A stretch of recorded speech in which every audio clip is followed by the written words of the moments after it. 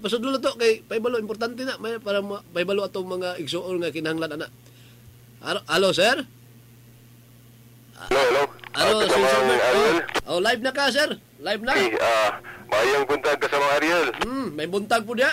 O maayong buntag po sa tanang mga suking digpaminaw no sa imong sipak kayong tuluman no ang straight to the point. Padayon si Silbert.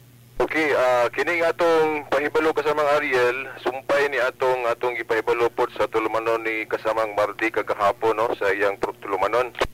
Okay, mubo ramang gutuan na to madugangi gamay kay pigin na po diyang oras munang gimubo lang na to. Okay, pwede na i-shoot ni matanan eh. Kasalamat kayo kasamang Archer. No? Sorry.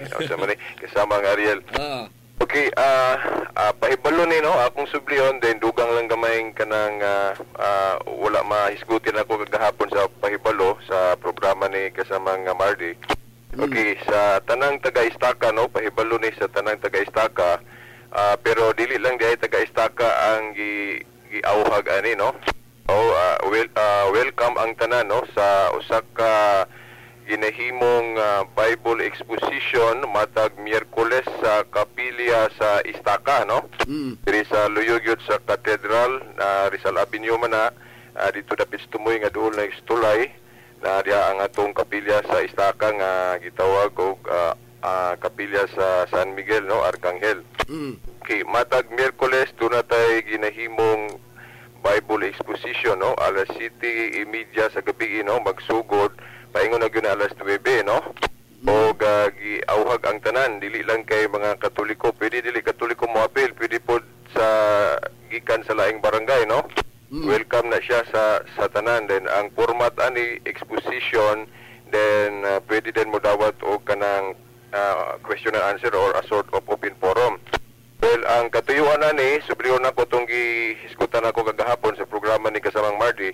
Ang katuyuan ni mao ang kinibang pagdasig, no?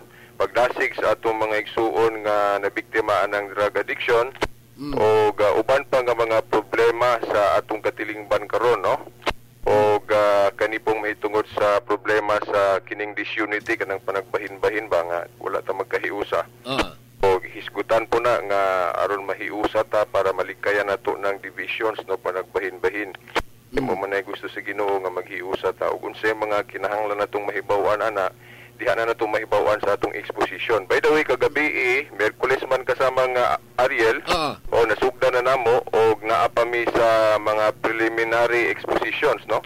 Preliminary expositions mga himuon nato na mga tulo ka Miyerkules no kay mo pa may pagsugod. Then human sa mga tulo ka Miyerkules nga preliminary expositions or pasiunang mga pagpadayag sugod na dayon ta sa exposition proper. So kana atong giawhag no welcome ang tanan no. Salamat ko gabi kay naagali dili taga-Istaka ni apil no. Nay taga Ricayas o nay sa uban pong may Central Barangay ba to.